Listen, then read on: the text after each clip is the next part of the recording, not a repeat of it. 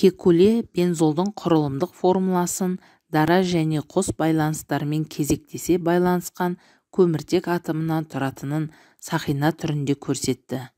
Ол әрбір көміртек атомына бір сутек атомын орналастырды. Кекуле құрылымын сызықтық бұрыш арқылы ықшамдалған түрінде жазуға болатындығын көрсетті. Бұл белгілеу түрінде әрбір көміртек атомын білдіреді, ал сутек атомдары көрсетілмейді. Бензол туындылары ароматты көмірсутектерге жатады.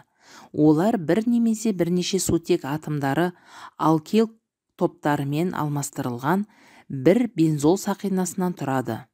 Бояулар мен лактардың ерітінділері болып табылатын толуол осындай қосылыстың мысалына жатады. Оның жүйелік атауы метил бензол. Ароматты көмірсутектер келесі өкілдеріне өзара орта, пара немесе мета изомерлер болып табылатынын ксилалар жатады. Олар өзара изомер диметил бензолдар, алкил бензолдарға жататын тағы бір қосылыс гексаметил бензол.